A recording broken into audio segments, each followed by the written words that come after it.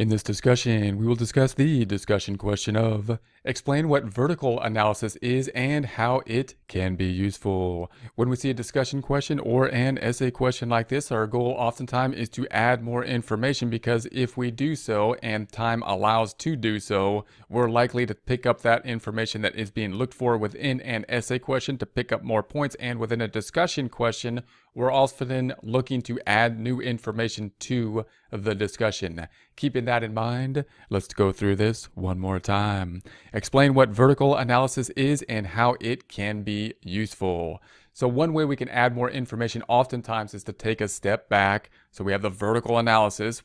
Most times we're going to jump in. We're going to say, well, we're going to define vertical analysis. That'll be the first step for most people. Not a bad first step oftentimes, but we could take a step back as if someone doesn't know what we're talking about to give more discussion, add more information to the discussion, say, well, what is vertical analysis? Why is it important? Who would want to know vertical analysis? Vertical analysis then is a part of financial statement analysis. We can define that. We could take even another step back and say, well, what purpose does that have? It has a purpose for users of financial statement, those being both internal users and external users. Well, who are internal users and external users, and why would they want to analyze financial statements? Well, the external users are going to be people like the creditors, people like investors that might want to take the financial data and use financial statement analysis to determine the performance of the company and whether or not they want to do business in some way, shape, or form with it.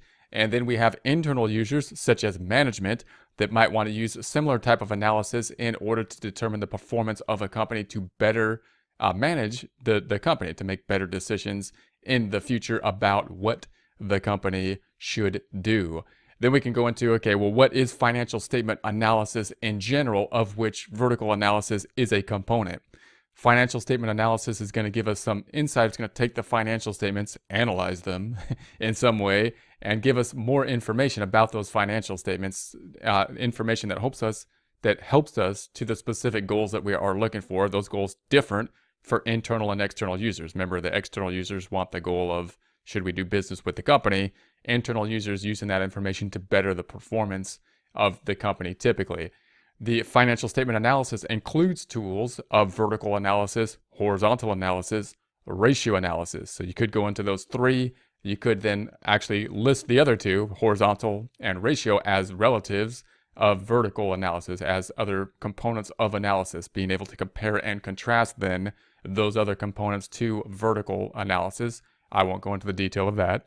We're going to go into, then you can go into vertical analysis, which is one of the forms of ratio analysis, and then say, what is, vertical analysis? Vertical analysis is going to be a type of comparison on the same period. So as opposed to horizontal analysis, which is going to be comparing period to period, vertical analysis is going to be comparing one period to itself. Could also be called common size statements, because the common size statements, one of the major purposes for it, one of the major reasons that people came up with a vertical type of analysis is to be able to compare the financial statements we have to other types of companies. So what we want to do is put our data in such a format that we can compare it to other companies of different sizes. So for example, if we're trying to compare our company to a company that's larger than us, then they're going to have bigger dollar amounts, and we cannot just compare our dollar amounts to theirs because that makes no sense. But we can compare the relationship. And many people get this with regards to investments, because many people follow famous investors and whatnot. You can't follow famous investors if they have $1 billion and you're trying to compare your savings account to a billionaire.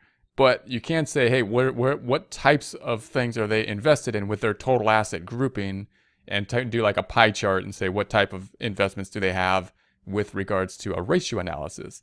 And so the same kind of thing can be done with the entire financial statements. We're going to say, okay, I can't compare, my cash. I can't compare my liabilities. I can't compare my equity, my sales, any account you're thinking about. I can't compare it to a large company because the dollar amounts just don't make any sense.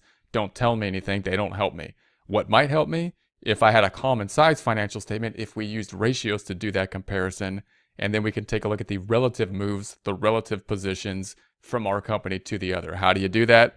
Well, the calculation then is going to be, it'll be a little bit different, a little bit more complicated than the horizontal. If you go to the balance sheet and the income statement, it'll look a little different. If you take a look at the balance sheet, we got assets and then liabilities and equity. Those are the two main totals: assets, liabilities, and equity.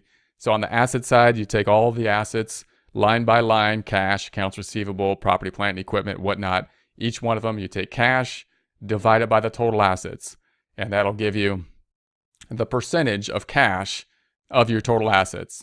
And if you'll do the same for like property, plant, and equipment, take property, plant, and equipment, divide it by total assets, and you'll get the percentage that will be the total of total assets that will be for property, plant, and equipment, thereby breaking all your assets into the percentage of the total, of course being 100%.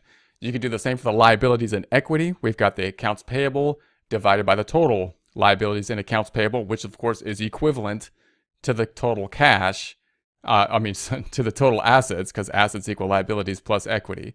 So you're basically looking at the claim to the total assets, liabilities, and equity, and the percentage of each account that has claim to it. So the percentage of accounts payable that has claim to the total assets or equal to the total assets and liabilities. You're taking a look at the equity compared to the total liabilities and equity and seeing how much of that is in terms of a percentage basis. And then on the income statement, you'll do something similar, but it looks a little bit different because really the total that we're comparing to is at the top. The total is sales, the total is revenue. And if you think about it, that makes sense because sales minus the expenses equals net income, and therefore net income plus the expenses must equal sales. So you can think of sales as like, the total, right? You got net income plus expenses equals the total of sales. Therefore, if we compare everything to sales, we'll get the same type of pie chart analysis where everything will basically add up to 100%, which of course is the sales number. So we'll do the same thing. We'll take each line item, we'll compare like cost of goods sold to sales. We'll compare advertising expense to sales. We'll compare net income to sales. And then we'll be able to get a performance statement on the income statement, which we can then use on a common size basis and look at the performance of other companies. So we can't look at other companies and say, hey, how much sales do they have compared to us? How much cost of goods sold do they have compared to us? But we can't say, how much is their cost of goods sold in relation to their sales compared to us? What's the ratio of cost of goods sold to sales as compared to us, and see if we're in the same kind of ballpark in terms of the ratio analysis.